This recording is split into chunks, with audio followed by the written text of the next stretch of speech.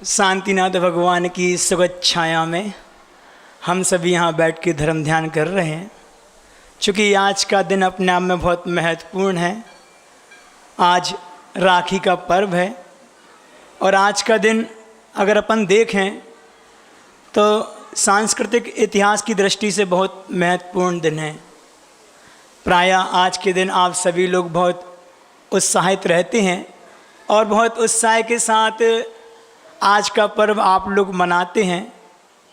अपन देखें कि आज का पर्व प्रेम का पर्व है और प्रेम की बात की जाए तो प्रेम हमारे अंतरंग का एक तत्व है और प्रेम का स्तर भी अलग अलग हुआ करता है। आज चूँकि राखी का पर्व है, राखी के दिन 3 देवता ऊर्ध्वलोक से मनुष्य लोक की ओर आए और एक घर में आके डोरबेल बजाते हैं। अंदर से एक महिला बाहर आती है और देखती क्या है कि सामने 3 दिव्य पुरुष खड़े हैं, सफ़ेद वस्त्र पहने हैं और उनकी सफ़ेद सफ़ेद दाढ़ी है। एक अलग आभा उनकी चमक रही थी। महिला ने पूछा कि आप लोग कौन हैं? तो वो देवता कहते हैं कि हम देवता हैं, हम 3 देवता हैं, जिनमें पहले देवता का नाम धन देवता है, दूसरे देवता यश देवता हैं और तीसरे प्रेम के देवता हैं। हमें भगवान की आज्ञा से आपके यहाँ पहुँचाया है। चूँकि आप भगवान के बहुत बड़े भक्त हैं, भगवान पर आपकी श्रद्धा है, तो हम 3 देवता आपके घर में आए हैं। मैं महिला कहती है आपका स्वागत है, अभिवादन है, आप पधारिए। तो वह देवता कहता है कि हम 3 में से कोई एक आपके घर आ सकता है।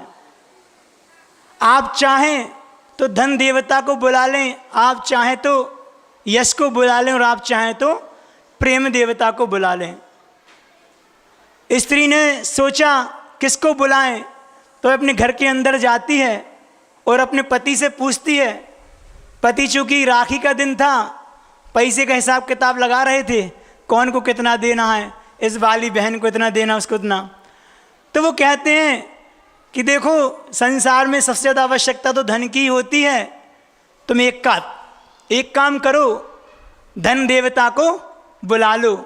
पैसे आज वैसे ज़्यादा खर्च होना है और रहेगा तो सब अच्छा रहेगा। तो पत्नी को बात जम जाती है कि पति ठीक कह रहा है कि धन की आवश्यकता पड़ती है, धन देवता को घर में अंदर प्रवेश करा लें। जैसे ही मुड़ती है तो उसका बेटा कहता माँ आप पिताजी की बात में मत आओ, माँ आप पिताजी की बातों में ना आए। धन तो घर में खूब है लेकिन इज्जत 2 कौड़ी की नहीं है। समाज में इज्जत के नाम पे कुछ भी नहीं है पिताजी का। आप तो यश देवता को बुला लो। माँ ने सोचा बच्चा भी ठीक कहता है, पैसे थोड़ी खाना है, खाना तो भोजन है और इतना घर में पर्याप्त है, अपन यश देवता को बुला लेते हैं।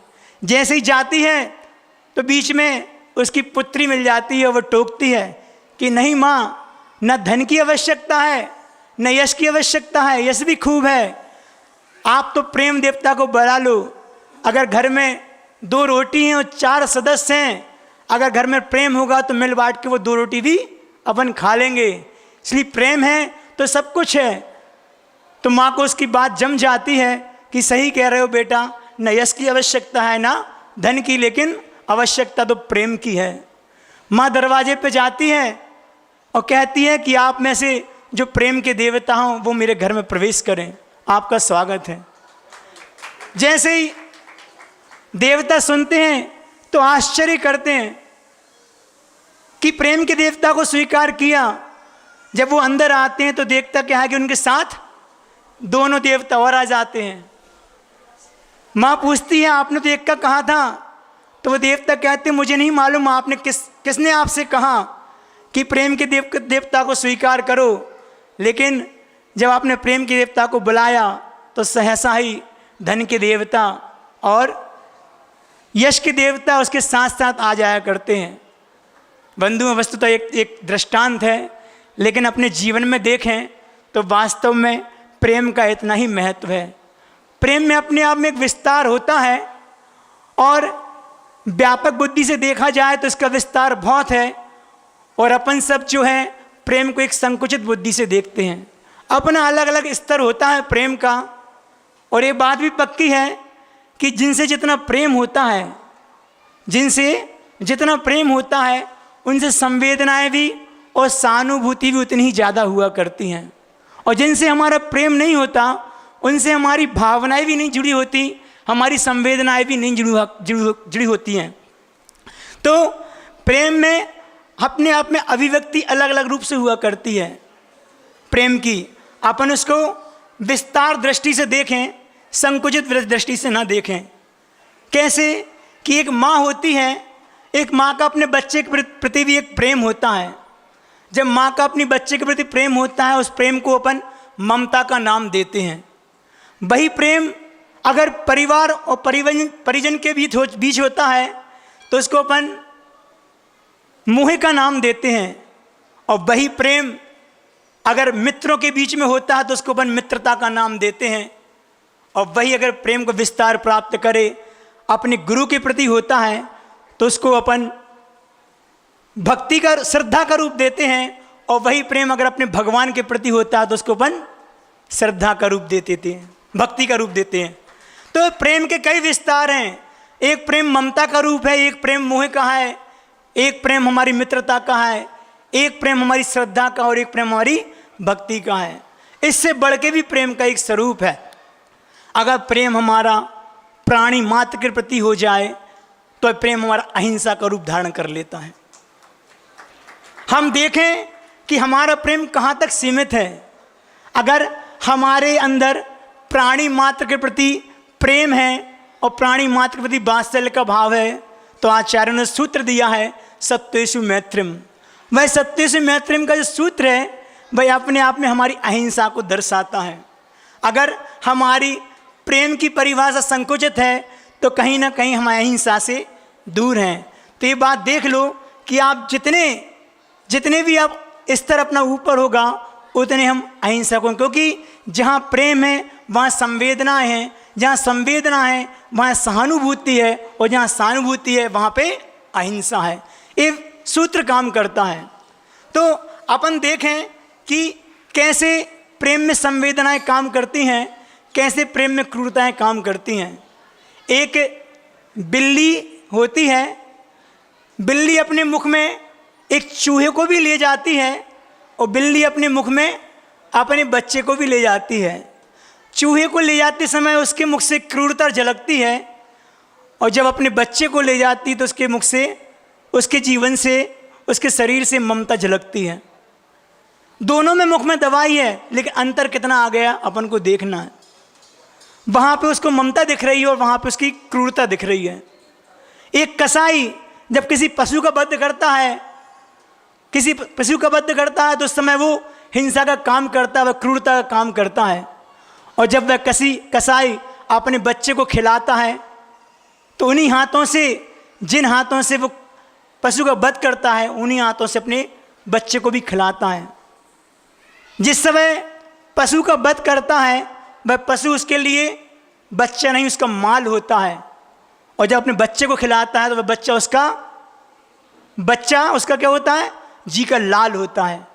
कितना अंतर है, इस संवेदनाओं में अंतर है, और ये अपने आप में हमारी अहिंसा को प्रकट करता है। वास्तव में देखें कि व्यवहारिक दृष्टि में हम प्रेम कैसे प्रकट करते हैं। मुख्य रूप से तो आज का दिन जो आप है अपन ने रूढ़ी से बना लिया कि भाई बहन का त्योहार है, लेकिन चूंकि आपने भी कहानी सुनी है और कहानी के माध्यम से यही है कि उपसर्ग दूर होने के बाद लोगों ने संकल्प लिया, इस बात को अपन आगे थोड़ी बात करेंगे। लोगों ने संकल्प लिया कि ये पर्व मात्र भाई बहन तक सीमित न रहे, सबके प्रति साधर्मी वात्सल्य के साथ ये प्रेम हमारा होता है, और ये रक्षाबंधन है। आज हम बहुत कम समय में अपन थोड़ी ज़्यादा बात करेंगे, चूँकि पर्व का दिन है और कवि गुरुदेव ने अपने आज ही के पर्व के दिन प्रवचन में कुछ सूत्र दिए थे। उन सूत्र पे कल चूँकि बड़े महाराज जी ने भी चर्चा की थी, उन्हीं सूत्रों पे अपन आज चर्चा करेंगे।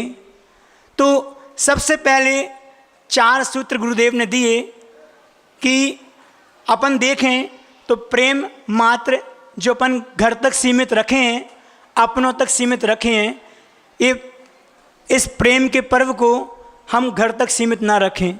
ये हमारे लिए धर्म से भी जोड़ें, धर्म की रक्षा से भी जोड़ें, राष्ट्र के लिए भी जोड़ें, समाज के लिए भी जोड़ें, क्योंकि यह पर्व राष्ट्रीय, सामाजिक, सांस्कृतिक, ऐतिहासिक हर दृष्टि से बहुत महत्वपूर्ण पर्व है। इसको हर दृष्टि से हर वर्ग के, हर समाज के लोग अपने अपने स्तर से इस पर्व को मनाते हैं। हमें किस स्तर से मनाना है देखें। राखी खूब बांध ली और खूब बंधवा ली।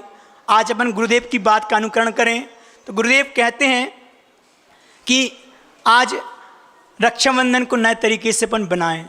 तो रक्षाबंधन मनाने का गुरुदेव ने पहला सूत्र दिया है कि आज अपन प्रकृति के साथ संबंध जोड़ें, प्रकृति के साथ रक्षा बंधन मनाएं।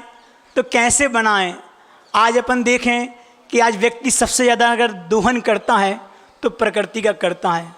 आज पर्यावरण सबसे ज़्यादा दूषित है और इन सब में कारण है तो सिर्फ हमारी चेष्टाएं। कैसी चेष्टाएं? तो कहीं ना कहीं हमारा जीवन इतना ऐसा विलासिता वाला और प्रमाद का जीवन हो गया है कि हम प्रकृति की ओर देखते ही नहीं हैं। हम सिर्फ अपने स्वार्थ को सिद्ध करते हैं। अब इसके कितने दुष्परिणाम आए हमें इससे कोई फर्क नहीं पड़ता, क्योंकि हमारा जीवन पूरा स्वार्थ का हो गया। जहाँ मेरे फायदे की बात हो गई वहाँ हम नुकसान और फायदा दूसरों का नहीं देखेंगे। तो सबसे पहले हमारे लिए समझौता प्रकृति से करना है कि हम कहाँ कहाँ गलती करते हैं। हमें संकल्प रहना है कि कहीं ना कहीं हमारे माध्यम से प्रकृति में किसी प्रकार का दूषण ना आए, प्रदूषण ना फैले। तो सबसे ज़्यादा आदमी जल, जमीन और जंगल, ये 3 चीज़ें हैं जिसके माध्यम से हम सबसे ज़्यादा अवेयर हैं। सबसे ज़्यादा हमारे लिए इसकी चिंता नहीं होती। पानी के मामले में हम कितना दुरुपयोग करते हैं। आज कहीं कहीं ऐसे ऐसे गांव शहर भी हैं जहां वो 2-2 बूंद पानी के लिए तरसते हैं, और कई ऐसे लोग हैं जो पता नहीं कितने टनों से, कितने लीटरों से पानी बहाते रहते हैं। हम छतरपुर में थे, गर्मियों के दिन थे, देखकर पीड़ा होती थी। जब जंगल जाते थे तो सारे घरों में सरकारी नल चलते हैं, और सरकारी नल चलते हैं तो पूरे 2-2, 3-3 घंटे तक वो पानी पूरा रोड पे आके बह रहा है, नालियों में जा रहा है। कितना पानी वो बह के बर्बाद हो जाता है, लेकिन अपन उसका सदुपयोग नहीं कर पाते। जिनको मिला है वो उसके महत्व को नहीं समझते, जिनको नहीं मिला उनसे पूछें। ऐसे ही जंगल के बारे में कि आज पूरे जंगल, बड़े बड़े हाईवे बनाने के चक्कर में पूरे जंगलों को काट दिया। आज पूरा पर्यावरण बिगड़ गया। आज मौसम विभाग कुछ कहता है, होता कुछ है। आज वो जो ऑक्सीजन की पर्याप्त मात्रा मिलती थी, ओजोन की जो परत थी वो नीचे के नीचे जा रही है, दरारें आ गई उसमें। उसका मुख्य कारण तो ये है कि आज पर्यावरण को सुरक्षित नहीं रख पा रहे। कल महाराज जी ने बात की थी कि अगर करना ही है तो पौधों को लगाओ। 8-10 दिन पहले एक पूज्य मुनि श्री सुधा सागर जी का वक्तव्य तो सुनने में आया था। उन्होंने भी कहा लोगों से कम 5 पेड़ों का संकल्प लें कि आप लोग अपने जीवन में 5 पेड़ जरूर लगाएं। आखिर इसकी आवश्यकता क्यों पड़ गई? क्योंकि हमने स्वयं अपने शौक के लिए, सुविधाओं के लिए, घर गृहस्थी में हमने सारे अपने भोग सामग्री इकट्ठा करने के लिए इन लकड़ी आदि, पेड़ आदि का अपने उपयोग किया। आप लोग को बता दें, सिलवानी और गैरतगंज रायसेन जिले में सिलवानी का जंगल अपना में बहुत बड़ा जंगल माना जाता है, बहुत हरा भरा है।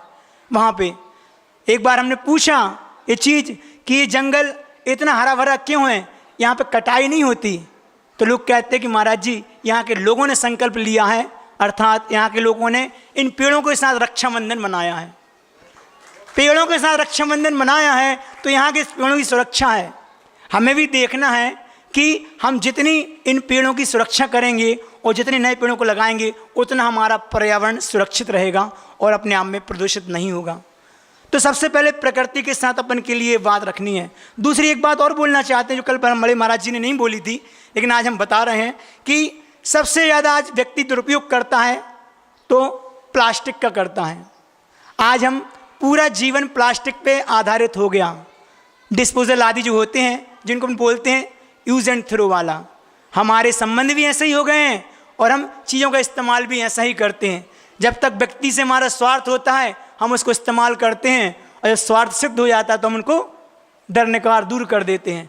ऐसे डिस्पोजल का है। तो ये प्लास्टिक के जितने भी आइटम हैं, इन सब का हम कितने बेतरीके से इस्तेमाल करते हैं, इसके माध्यम से कितने जीवों को घात होता है, कैसा प्रदूषण हमारा फैलता है, इसके बारे में देखना है। वातावरण अपने आप में, एक पत्रिका में एक चीज़ पढ़ी में आई थी कि हर वर्ष भारत में 15,000 टन प्लास्टिक समुद्र में फेंका जाता है, जो रिसाइकिल नहीं होता। ऐसा रिसाइकिल नहीं होने वाला 15,000 टन प्लास्टिक समुद्र में फेंक दिया जाता है। अब सोचो कि वो समुद्र में जा रहा है तो उसको, समुद्र में ऐसे जीव जंतु भी हैं जो उसको खाते होंगे, उनकी अगर आहार नली, श्वास नली में वो जाए तो उनको मरण को ही प्राप्त होते होंगे। हमें तो पता ही नहीं है कितने जीव घात को प्राप्त हो जाएं। तो हमें देखना है कि प्लास्टिक का हम उपयोग कितने रूप में करते हैं। जितना हो सके इन सब से बचना चाहिए। हमने अभी सुना है कि देश में इसका प्रतिबंध लग गया, बहुत सी चीज़ों को लेके लगना भी चाहिए, लेकिन जितना हो सके अपन भी अपने जीवन इसका प्रयोग ना करें, जितना हो उससे बचने का प्रयास करें। सबसे ज़्यादा अपन करते हैं कैरी बैग के रूप में। कैरी बैग में आप प्लास्टिक की पॉलीथीन ही रहते हैं। अपन अगर देखें तो पुरानी परंपराओं में भी तो अपन किसी चीज़ का इस्तेमाल करते थे, जूट आदि के थैले होते थे, लेकिन आज उसको रखने में अपन को शर्म आती है ले जाने में, लेकिन अपन को उपयोग करना चाहिए। गुरुदेव के आशीर्वाद से आगरा में एक आशीष नाम का कोई भाई है, उसने पूरे हैंडमेड वर्क वहाँ आगरा में चलता है। 50 वहाँ कर्मचारी वहाँ काम करते हैं, हाथों के द्वारा कई प्रकार के चीज़ें बनाते हैं। उसमें वो तरह तरह के बैग्स भी बनाते हैं, थैले भी बनाते हैं, जो अपने आप में सुंदरता को लेके रहते हैं। वो सारा काम आगरा में भी चल रहा है, एलोरा में भी चल रहा है। आप लोग इन चीज़ों को लेंगे तो उनको बढ़ावा मिलेगा। इस सारी चीज़ों से हम नुकसान से बच जाएंगे। जो पॉलीथीन आप लोग घर में सामान वेस्ट अपना जो होता है उसको भर के रास्ते में फेंक देते हैं, वही पॉलीथीन तो वो जानवर खाते हैं। गाय क्या खाएंगी?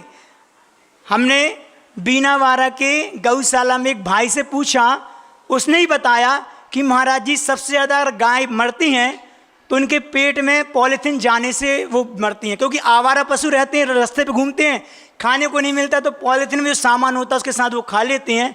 एक गाय के पेट में जब मरने के बाद उसको चीरा लगाया तो 36 किलो पॉलीथीन निकली। तो ये सब कहाँ से? ये सब हमारे खुद के किसके कारण? गलतियों के कारण। तो इस चीज़ को अपन देखना है कि वो जानवर ना मने, जितना हो सके पॉलीथीन का अपन कम से कम अपन उपयोग करें। स्वच्छ भारत का अभियान चल रहा है, उसका सबसे पहला संकल्प यही लें कि हम अपने भारत को, अपने नगर को और अपने घर को प्लास्टिक से मुक्त करें। सबसे पहले घर को मुक्त करें। घर मुक्त होगा तो हमारा नगर होगा, नगर होगा तो समाज होगी, समाज होगा देश होगा। शुरुआत अपने आप से। अपन ये ना सोचें कि महाराज भारत इतना बड़ा देश है, हम अकेले करेंगे तो क्या होने वाला है। आज रक्षाबंधन है तो प्रकृति की रक्षा का संकल्प हमें लेना है। और ये सूत्र हमारा नहीं है, ये गुरुदेव का सूत्र है। उसी चर्चा को अपन बढ़ा रहे हैं आगे। गुरुजी ने उस समय दूसरे विषय में वो चीज़ रखी थी, आज वर्तमान परिस्थिति देख के हम इस चीज़ को आपके सामने रख रहे हैं। दूसरा सूत्र गुरुदेव ने दिया कि राष्ट्र की रक्षा। रक्षाबंधन बनाए तो इस रूप में बनाए कि हमारा पहला कर्तव्य हो कि हम राष्ट्र के हित की रक्षा करें। अपने देश के प्रति हमारा समर्पण कितना है हमें देखना है। जिस देश की हम रोटी खाते हैं, जिस देश की मिट्टी में हम रहते हैं, पानी पीते हैं, यहाँ की हवा का हम पान करते हैं, अपन देखें कि हम देश के प्रति कितनी समर्पित हैं और कितने सच्चे हैं। ध्यान रखो, हमें अपनी चीज़ अपनी दिखती है और पर सारी चीज़ पराई दिखती हैं। सरकारी संपत्ति आपकी अपनी संपत्ति है, इसका हमेशा हमारे लिए सदुपयोग करना चाहिए। किसी भी रूप से उसका दुरुपयोग नहीं होना चाहिए। वह दुरुपयोग आपका ही माना जाएगा क्योंकि राष्ट्र आपका है।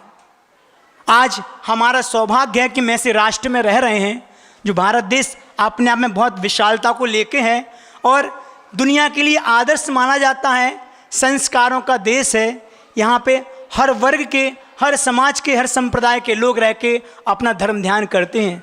आज जैन समाज को भी सौभाग्य मिला है कि भारत जैसे देश में रह के हम धर्म ध्यान कर रहे हैं। तो इसमें किसके लिए अपन अनुग्रह माने? इसमें अपने देश का ही तो अनुग्रह है। हमें अपने आप में गौरव होना चाहिए। ऐसे गौरवशाली भारत में हम रह रहे हैं, तो हमारा पहला कर्तव्य है कि हमारे माध्यम से किसी भी रूप से देश की रक्षा होना चाहिए। आज धर्म ध्यान कर रहे हैं तो उस देश के कारण कर रहे हैं। अगर देश ना होता तो आप शांति से बैठ के यहाँ धर्म ध्यान नहीं कर सकते। तो ये अपने आप में हम उनका उपकार मानना चाहिए। किसी प्रकार की राष्ट्रीय आपदा आती है, आपदा अभी कुछ समय पहले कोरोना अभी भी चल रहा है, लेकिन एक प्रकार से पूरे विश्वव्यापी ये आपदा है, तो हमारा संकल्प होना चाहिए, हमारा कर्तव्य होता है कि सबको साथ लेके सबका सहयोग करें और इस आपदाओं से अपन बचने का प्रयास करें। समाज ने बहुत अच्छे अच्छे काम किए, आगे भी करना है, बहुत कुछ सुनने में आया था। इस प्रकार ये सामूहिक क्रियाएं देश के लिए हमारी हर प्रकार से होना चाहिए। अपन देखते हैं कि थोड़ा बहुत कोत होता है तो कर्जे की बात आ जाती है। देश में इतना वैभव है, इतना धन है कि अगर हम थोड़ा थोड़ा स्वयं इकट्ठा कर लें, हमें विदेशों से कर्ज लेने की आवश्यकता ही नहीं पड़े। अपने आप में इतने सक्षम है, भारत अपने आप में इतना सक्षम देश है कि इसको किसी चीज़ की आवश्यकता नहीं पड़ती। जैसे गुरुदेव कहते हैं कि जैन समाज अपने आप में सक्षम है, वह किसी के हाथ में हाथ नहीं फैलाती, वह अपने आप में एक दूसरे के सहयोग से पूरा काम कर लेती है। ऐसे ही हमारे लिए, राष्ट्र के लिए भी सोचना चाहिए, हमारे माध्यम से राष्ट्र की जितनी सेवा हो सके उतना करें। अरे भारत तो वो देश है जहाँ पे अगर कोई भूखा व्यक्ति हो और हमारे पास 2 रोटी हो तो 1 रोटी अपन उसको खिला देते हैं, 1 रोटी खुद खा लेते हैं। और अगर एक भी ना मिले तो खुद भूखे रह के प्रसन्न रहते हैं, लेकिन सामने वाले का पेट भरते हैं। अतिथि देवो भव की ये दुनिया में ये भारत राष्ट्र है कि जहाँ पे अतिथि को देव माना जाता है। एक कहानी याद आ रही है, कहानी में दृष्टांत छोटा सा कि पूर्व में ऐसे अपन भारत के अनुयायी हैं, भारत देश में रहने वाले हैं, कि पूर्व में एक रंती देव नाम के एक व्यक्ति हुए हैं जिन्होंने 40 दिन तक भूखे रह के अपने जीवन चलाया है। 40 दिन के बाद उनको 4 रोटियां मिली कहीं से, तो जैसे ही खाने को हुए तो अंदर मन में भाव हो जाते हैं विचार कि कैसा अभागा हूँ कि आज मैं अतिथि सत्कार नहीं कर पा रहा।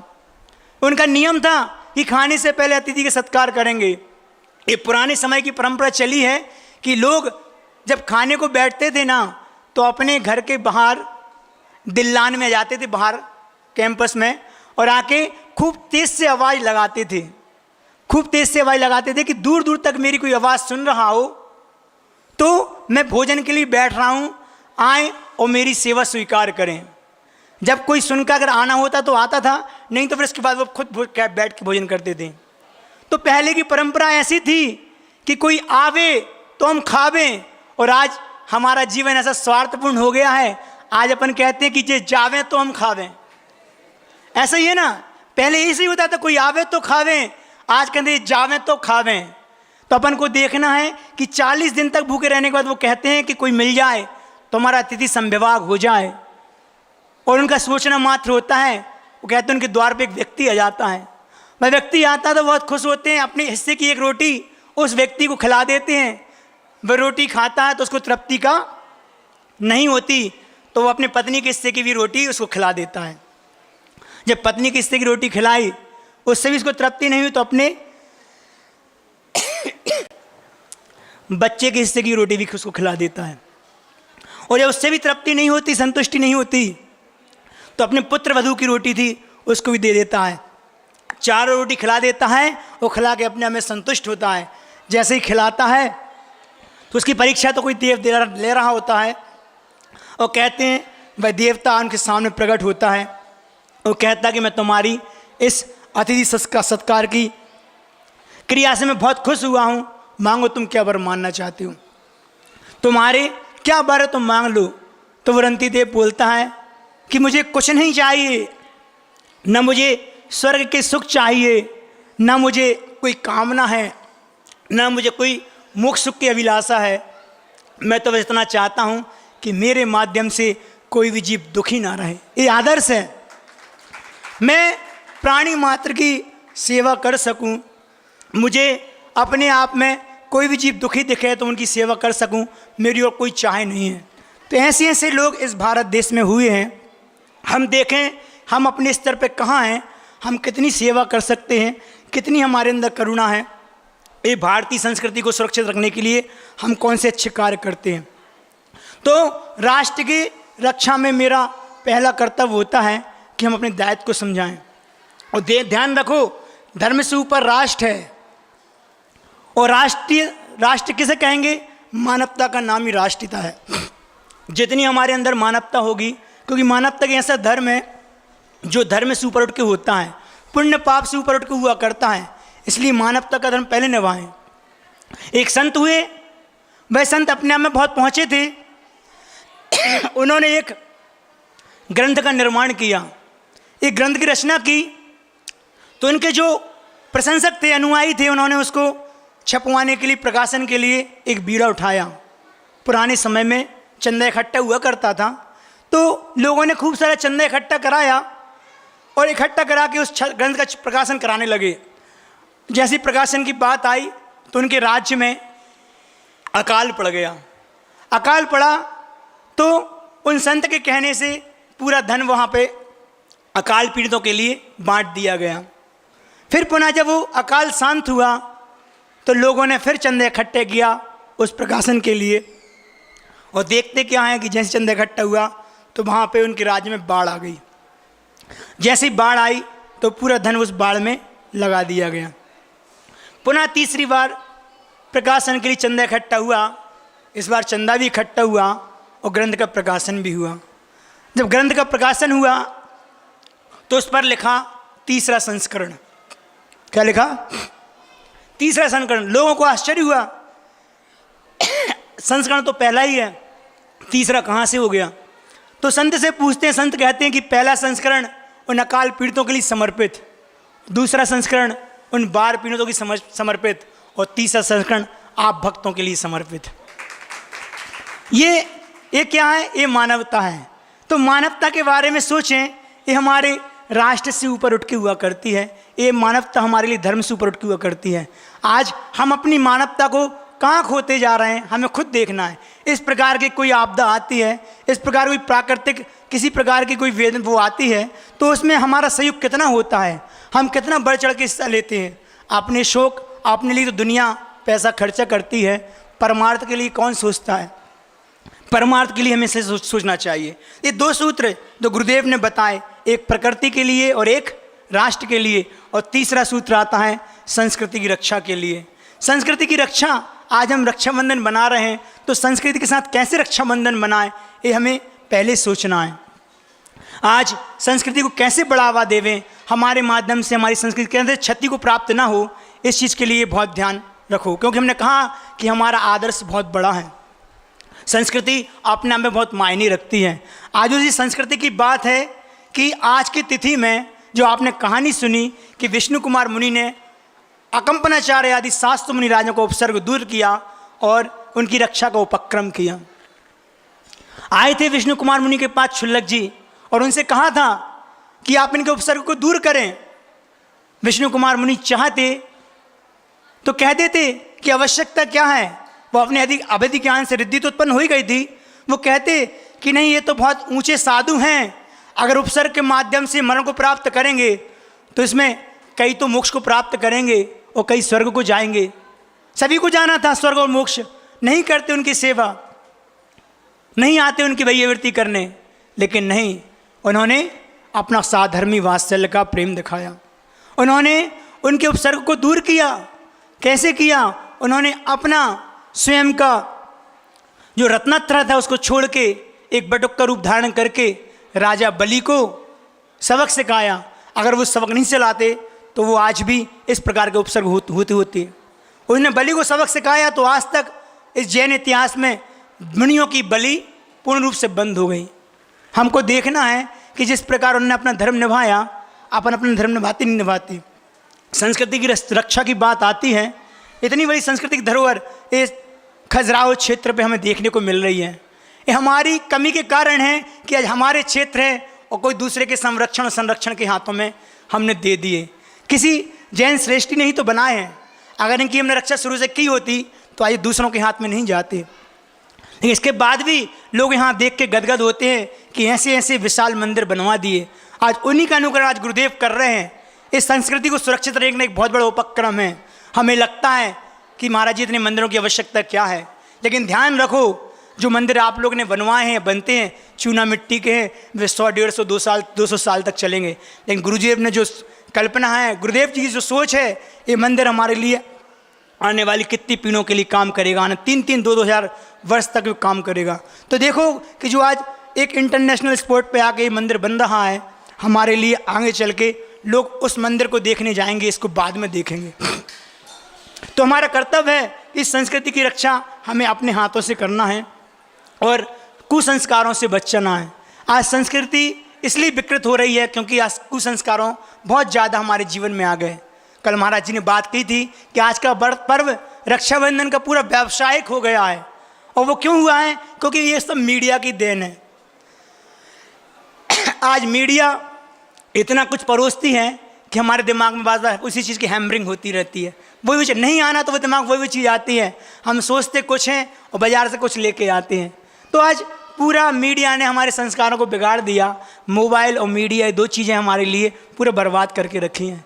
हमें देखना है इसका कितना प्रयोग कितने रूप में करना है, कितना सदुपयोग है इसका, कितना दुरुपयोग है, हमें खुद सोचना है। क्योंकि हमारे पास बुद्धि है, विवेक है। ये चीज़ अगर हमारे जीवन में नहीं होंगी तो फिर हम कैसे अपने जीवन को सुरक्षित रख पाएंगे और ये रक्षाबंधन का पर्व मना पाएंगे। इसलिए अपने प्राण को देना भी पड़े तो संस्कृति की रक्षा होनी चाहिए। प्राण दे के भी संस्कृति की रक्षा होना ये हमारा धर्म है। ध्यान रखो, जब बात पाप की आती है तो हम सबसे आगे हो जाते हैं और जब बात धर्म की आती है तो पीछे हट जाते हैं। जब पाप की बात आती है तो हम पीछे आगे आ जाते हैं और जब धर्म की बात आती है तो पीछे। पाप के कार्य में तो कायर बनो। जब बात पापों की हो तो कायर बने और जब बात धर्म की हो तो पहले हम उजागर हों, सबसे पहले हम आगे आए। तो संस्कृति की रक्षा के लिए हमारा पहला कर्तव्य है कि हम अपने जीवन को आगे लेके जाएं। देखो एक बात और याद आ गई कि एक चीनी यात्री जो बहुत बड़ा दार्शनिक था, भारत की यात्रा पे आया था। भारत में रहकर उसने खूब अध्ययन अध्यापन किया और यहाँ के साहित्य को पढ़ा, अपने आप में बहुत प्रभावित हुआ। और कहते हैं कि वो अपने साथ जब जाने लगा तो यहाँ का बहुत सा इतिहास चीन में ले जाने लगा। बहुत से इतिहास अपने साथ ले गया। नदी पार करनी थी, नदी में उसने शास्त्रों को नाव में रखा और नदी पार करने की बात आई तो बीच नदी में कहते हैं कि नाव का भार बहुत ज़्यादा बढ़ गया, इसमें से कुछ वजन कम करना पड़ेगा। तो वह यात्री कहता है कोई बात नहीं, इन शास्त्रों को नदी में कुछ डाल देते हैं, इन ग्रंथों को कुछ नीचे नदी में डाल देते ताकि भार कम हो जाए। ऐसा सुनते ही उस नाव में कुछ भारतीय यात्री बैठे थे, तुरंत उन्होंने वहाँ से उसकी बात सुनी और छलांग लगा दिया। और छलांग लगाते हुए क्या कहते हैं, अपने प्राण देते हुए कि भारत की संस्कृति खत्म नहीं होनी चाहिए, भले हम प्राण दे देंगे। मतलब अपनी संस्कृति सुरक्षित रखने के लिए उन्होंने प्राणों का बलिदान दे दिया। क्योंकि हम तो पुनः दुनिया में जाएंगे, लेकिन एक बार ये शास्त्र और ये ग्रंथ, ये इतिहास हमारा खत्म हो गया तो पुनः नहीं मिलने वाला। तो ये हमारा संस्कृति का इतिहास पूर्व का रहा है, हमें समझना है हमारा कितना समर्पण है। 3 बात हो गई और चौथी बात करके हम अपनी वाणी को विराम देते हैं, समय पर्याप्त हो गया है। कि अंतिम धर्म की रक्षा, पहली प्रकृति की रक्षा, दूसरी राष्ट्र की रक्षा और तीसरा संस्कृति की रक्षा और चौथी बात आती है अपने धर्म की रक्षा। आज आप लोग रक्षा सूत्र बांध रहे हैं, किसके लिए? देव सास गुरु के लिए। सुबह सुबह से सब आयतन में आ गए महाराज जी, भगवान के पास, हमारे पास भी। आज सुबह भी एक बच्चा आया और बोला महाराज जी ये रक्षा सूत्र हम आपको समर्पित करना चाहते हैं, आप हमारी रक्षा करना। ऐसी बात है ना, आप लोग भी इसी सोच के साथ आते हैं कि महाराज जी ये राखी हमारी समर्पित है आपको, आप हमारी रक्षा करना। लेकिन देखें कि महाराज को रक्षा करना है कि आपको महाराज की रक्षा करना है, अभिप्राय बदल गए। ध्यान रखो, मेरा सबसे बड़ा कर्तव्य है धर्म की रक्षा और धर्मायतन की रक्षा। देव सास गुरु की रक्षा करना हमारा पहला कर्तव्य है। देखो विष्णु कुमार मुनि ने अपने धर्म को छोड़कर धर्म की रक्षा की, मतलब रत्नात्रय धर्म को छोड़कर और एक वात्सल्य धर्म का उनने रक्षा वो किया ताकि परंपराएं हमारी चलती रहें। आज जब हम पे बात आती है तो हम कहाँ रहते हैं हमें देखना है। देव सास गुरु रक्षा के लिए हमेशा हमें आगे रहना चाहिए। ये रक्षा सूत्र हम अपनी रक्षा के लिए ना, हम एक संकल्प इस चीज़ कर लें कि देव सास गुरु की रक्षा का कर्तव्य मेरा है। जब भी धर्म पे आँच आएगी तो सबसे पहले हम खड़े हैं। आज धन वैभव तो खूब है, लेकिन जब धर्म की बात आती है, रक्षा की बात आती है, तो आप सब लोग पीछे हट जाते हैं। हमें देखना है हमारे माध्यम से धर्म की रक्षा हो और साथ में धर्मात्मा की भी रक्षा हो, क्योंकि धर्मो रक्षति रक्षता, कल महाराज जी ने सूत्र भी दिया था कि धर्म की अगर आप रक्षा करोगे तो धर्म आपकी रक्षा करेगा, और धर्म धर्मात्मा के बिना नहीं होता, न धर्मो धार्मिक ही बिना। आचार्य समंतभद्र कहते हैं कि वह धर्म धार्मिक के बिना नहीं होता, धर्मात्मा के बिना नहीं होता। तो हम धर्म तो खूब करते हैं मंदिर में, लेकिन धर्मात्मा के प्रति हमारी कैसी भावना होती है, वो वात्सल बनता कि नहीं बनता? छोटी छोटी बात पे हम कैसे नाराज हो जाते हैं, छोटी कसाई भड़क जाती है, तो वो हमारा धर्म कहलाएगा? नहीं, हमारा पहला धर्म है कि धर्मात्मा के साथ भी हम बिना वात्सल अपनाएं, उनसे साथ उनकी सेवा, उनकी सहयोग, उनका संरक्षण, उनका समादर, ये सारी चीज़ें हमारे लिए होना चाहिए। न हम आदर कर पाते, न सहयोग कर पाते। सहयोग की सबसे कम भावना, मुझे कहना नहीं चाहिए, लेकिन आपस में सहयोग की सबसे कम भावना देखी जाती है तो हमारी समाज में देखी जाती है साधर्मी के प्रति। क्योंकि वही बात है कि हम सिर्फ अपने स्वार्थ से ऊपर नहीं उठ पाते, मुझे सिर्फ अपना दिखता, किसी का नहीं दिखता। मैंने सागर के अंदर देखा है एक सिंधी समाज के भाई को। सिंधी समाज में आप लोगों ने देखा होगा, वहाँ पर कैसे अपने साधर्मी को ऊपर उठाते हैं। एक सिंधी की दुकान थी, किराने का काम था उसका। उसकी दुकान पे एक लड़का लगा था जो सिंधी था, उसकी आर्थिक स्थिति बहुत कमज़ोर थी, तो उस सिंधी भाई ने उसको अपनी दुकान में लगा लिया। 6 महीने 1 साल तक उसको पूरा काम सिखाया अपना, और जब पूरा काम सीख गया ना, तो उसने उसको सिर्फ मात्र अपनी दुकान की एक चीज़ दे दी। क्या दे दी? उसको लौंग दे दिया, लौंग दे दी। इस लौंग को अब पूरी सिंधी समाज में सागर के अंदर कोई व्यापार नहीं करेगा, सिर्फ वो लड़का करेगा। और कोई ग्राहक इनके पास आएगा तो पूरा वो ग्राहक उसको उसके पास पहुंचा देंगे या फिर अपने आप से देंगे, तो उसका पूरा उसको बेनिफिट मिलेगा। तो एक अपने यहाँ ऐसा होता है, अपन तो दूसरे का अगर व्यापार बढ़ रहा हो तो टांग खींच के उसको नीचे करना प्रयास करते हैं, लेकिन उसने एक व्यक्ति को खड़ा कर दिया, अपने समाज का व्यक्ति था। ये साधर्मी वात्सल्य भी देखा जाता है, मात्र मंदिर में धर्म नहीं होता। तो ये चीज़ अपन देख लें कि हमारे अंदर कितनी है कि हमारा कोई साधर्मी है जो दुखी है, परेशान है, उस अगर हम सक्षम हैं, हमारे पास पात्रता योग्यता है, तो हम उसको कितना सहयोग करते हैं, कितनी उसकी सेवा कर सकते हैं। ये सेवा सहयोग ये भी हमारा धर्म है, ये धर्म की रक्षा के अंतर्गत ही आएगा, क्योंकि वो रहेगा तो धर्म सुरक्षित रहेगा और हम सुरक्षित रहेंगे। इसलिए आपस में एक दूसरे के सहयोग के साथ हमें अपने जीवन को आगे ले जाना होता है। समय पर्याप्त हो गया है, अपन इन 4 सूत्रों को अपने जीवन में याद रखें जो गुरुदेव के हैं, और इस प्रेम के वातावरण को विस्तार दें।